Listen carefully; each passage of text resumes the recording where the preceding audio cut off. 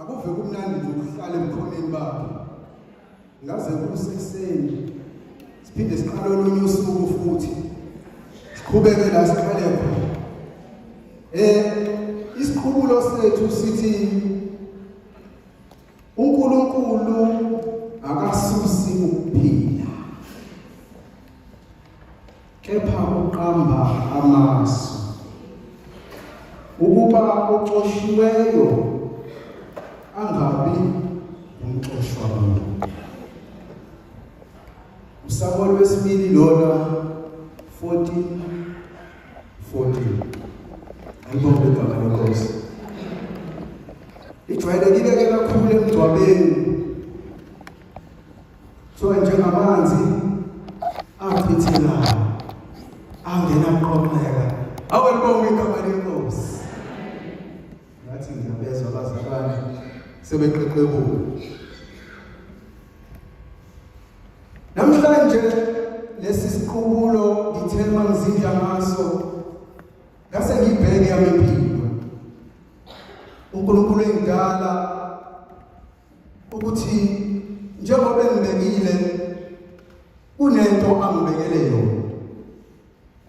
Ngase ngibheka wonke umuntu odaliwe ukuthi kahle kahle umuntu umedalwa udalwa enenhloso ethile. Lithi uNkulunkulu akakususi ukuphila kwakhe. Okusho ukuthi wonke umuntu onokuphila, wonke umuntu osanikeziwe i-chance yokuthi aphile une-purpose. Alibonge igama leNkosi. Okusho ukuthi uma kukhona osanikezwe khona kunenhloso ethile. Uthi uNkulunkulu ukuphila kwakhe akakususi. Ukunalokho udala amacebo. Ngambheka-ke uNkulunkulu edala ama-plans ukuthi ama-plans akhe awafani nabantu. Ama-plans kaNkulunkulu awafani nama-plans abantu. Ngithi uma ngifunda imibhalo ngelinye ilanga ngihlangana nendoda ekuthiwa uJosefa, indoda ekuthiwa yayikhonzwe kakhulu babwayo, indoda kwakuthiwa kwakuyindoda yamaphupho. Le ndoda ikhulakanye nabafowabo, abafowabo sebeyayizonda, bayizondela isipho. Alibonge igama leNkosi. Ngathi uNkulunkulu ngiyambona emdala ebeka phezu kwakhe ibusiso, ebeka phezu kwakhe ugcobo lokuthi uzoba indoda yamaphupho. Kodwa kumdaleni kwakhe abantu okuyibona engabe bayamsupporta kulesi sipho sakhe, abantu engabe bayamsupporta kulolu gcobo lwakhe, ibona bamdlela umona. Kwangathi laba bantu baphikisana necebo likaNkulunkulu eliphekwa nomuntu. Ngoba bazalwane kwesinye isikhathi uNkulunkulu uyasinikeza izinto ebese abantu ekufanele ngabe bayasupporta kube yibona abasidestroyayo. Lithi izwi likaNkulunkulu labafana noma lezi insizwa ngelinye ilanga zake zamakhela uzungu. Lithi sebaxoxelile amaphupho Nkosi. Ngoba kwesinye isikhathi siyazixoxa izinto uNkulunkulu asinikeze zona kanti sisixoxa nabantu abaronke. Lithi uJosefa wayexoxela abafowabo iphupho. Ethe ebusheni lami ngibonile kuvuka izithungu ezinye zikhothamela lesisamo. Waphinde waxoxa wathi inyanga ilanga nezinkanyezi bezingikhothamela. Icebo likaNkulunkulu liphezu kwakhe.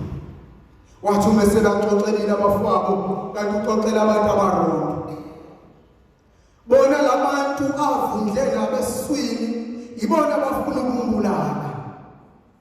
Ngoba uma uhamba necebo likaNkulunkulu akusho ukuthi ngaso sonke isikhathi kuzoba kuhle. Akusho ukuthi wonke umuntu uzohambisana necebo likaNkulunkulu. Akusho ukuthi wonke umuntu uzothanda izipho uNkulunkulu ayibeke phezu kwempilo zethu. Ngoba bangcwele wonke umuntu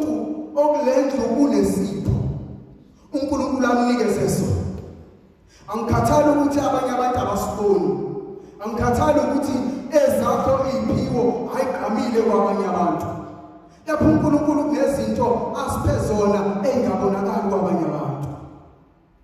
Bengizothi ake sibheke ukuthi yini esixoxa nabanye abantu. Bengizoke ngithi ake sibheke abantu esibaxoxela indaba zethu. Ake sibheke abantu esithulula kubona usizi lwethu. Ngoba hlezi sithulule kubantu abaRoma abazosizakala ngosizi lwethu. Hlezi sixoxela abantu abazohamba bexoxa ngosizi lwethu. Hlezi sixoxela abantu abazobona ama-weak points osizi lwethu ukuthi samthola. Nakho la ithambe khona. Nakho la ewiki khona. Ake sibheke ukuthi indaba zethu siyixoxa ngani. Lithi izwi likaNkulunkulu ngelinye ilanga bekuya kumfuna uJehova. uJehova bekuyafike ngiyibeke indaba yami. Ungabeki indaba zakho kubantu. Ungahamba ugijima uthi kwenzeka into encane kuwena usufuna ukutshela lonkizwa. Bekufanele simfune uJehova ebese sibeka kuyena indaba yethu. Ngiyabheka icebo likaJehova lihamba naye lo mfo ngelinye ilanga lithi bamdayise abafowabo. Kanti ukumdayisa kwabo kumenzela i-appointment noNkulunkulu necebo likaNkulunkulu. Hey, basazoke bahlebe ngathi bazalwane. Kanti njengoba behleba ngathi uNkulunkulu ufuna ukuveza abantu abahlebayo kulaba ehlejwa bona. Kusazoke kukhulunywe ngathi. Kanti uNkulunkulu ufuna ukuveza izinto ezifihlekile ngalabantu abakhuluma indaba ngathi. Ngoba sometimes i-destiny yakho, sometimes icebo likaNkulunkulu ngawe lisezandleni zakhe, hayi abanye abantu. Le ndoda uJoseph abayiphose emgodini. Abuye bacabanga ukuthi no, uma simbulala izokuyishaya thina lento, asebenza icebo likaNkulunkulu. Yeyangazi bangaka abantu mhlamba sebekhulume ngawe emndenini, bathi bekhuluma ngawe bajike baxabana bodwa. Angazi abantu mhlambe la usebenza khona sehlanganwe kangaki ngawe, kodwa uzwe seyikhuluma phezulu sebexabana bodwa. Icebo likaNkulunkulu. Icebo likaNkulunkulu liyamvikela umuntu. Iplan kaNkulunkulu ayifani neplan yethu. Lithi bathi bemdayisa kanti sebeyomhlalisa namakhosi. uJosepha bamthatha bamise eGibhithe kanti abaza bafaka ukuthi ngelinye ilanga iyeza indlala siyakumdinga. Bengizothi mina uma kunabantu ositshela ukuthi ngeke uzophile ngaphandle kwabo, abantu abafuna urely kubona ngaso sonke isikhathi, abantu okufanele uncenge bona ngaso sonke isikhathi ukuze uphile, bengizothi ukubabeke uNkulunkulu namhlanje. Uthi uNkulunkulu icebo lakho malifezeke.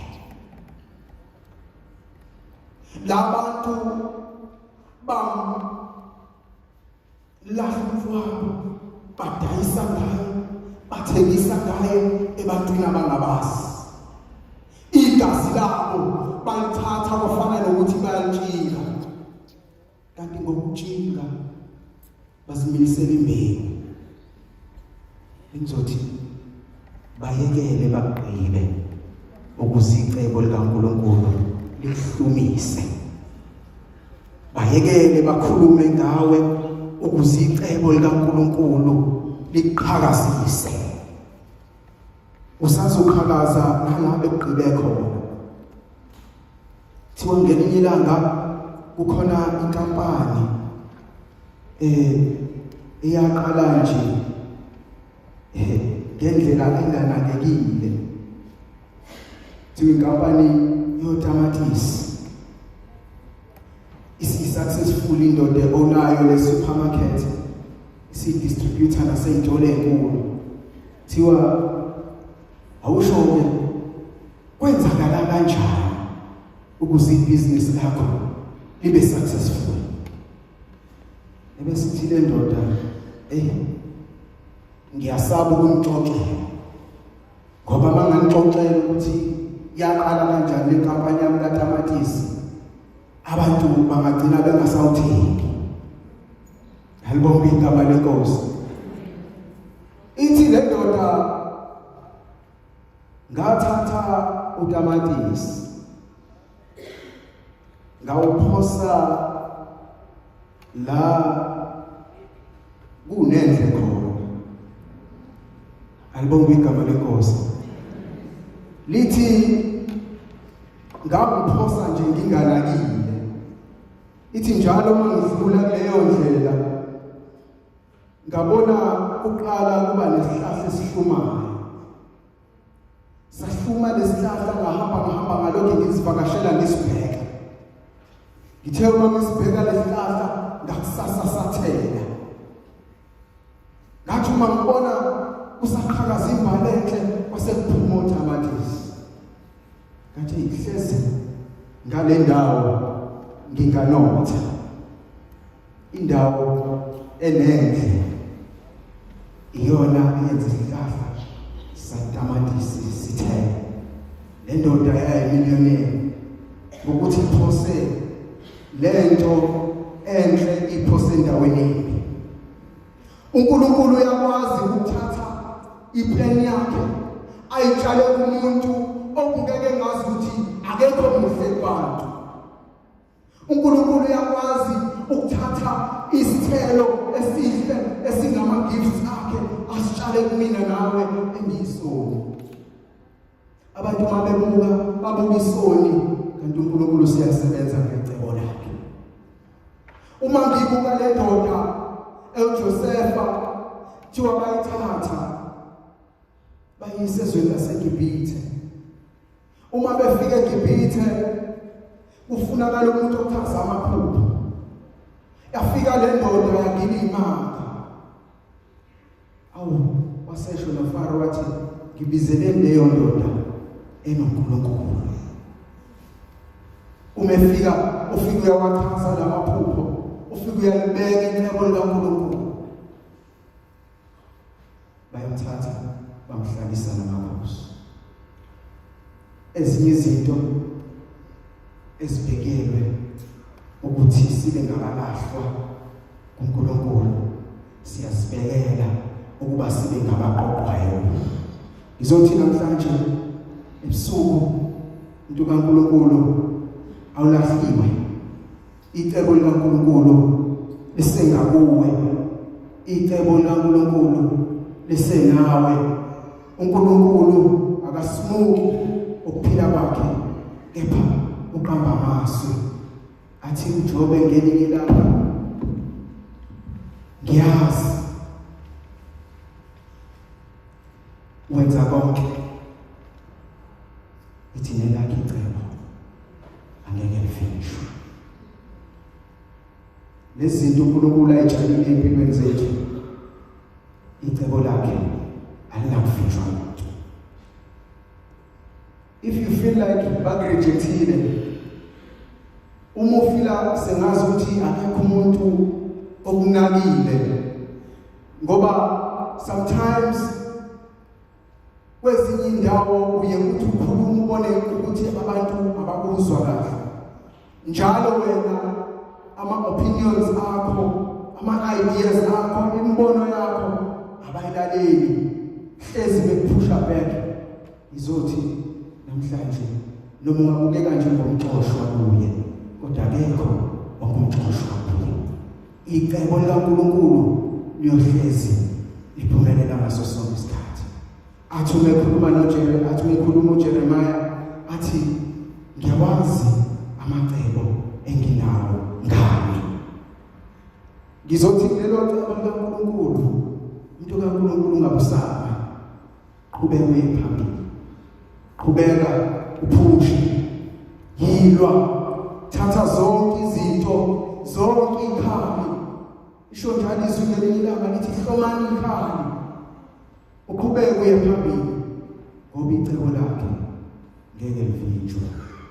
Uma esekhombile ngobuno wakhe, uma esekhombile ngesandla sakhe, uNkulunkulu akekho uyakuba namandla. So uma siza kule nkonzo abangcwele, masibheke icebo likaNkulunkulu ehamba nathi, izimo asezidlulise kuzona, imfula asesikwelise kuyona, ebese sithi uNkulunkulu njengoba sengikule ndawo angisabheki emuva, icebo lakho malifezeke. Kunoma isiphi isimo okusona ungabe usagive up, ngisho ngathiwa ubuzizwe ngathi amandla seyaphela, ubusubekezele kwaze kwaphela amandla, uzizwe ngathi uyahluleka, izothi thana Nkosi icebo lakho malifezeke. Uyasazi unjalo bethu, usho njalo Jeremiah uthi usazise amahlule esifini zoma bethu. Yena uhamba nathi, uyasithwala, uyasivikela, icebo lakhe malifezeke empilweni zethu.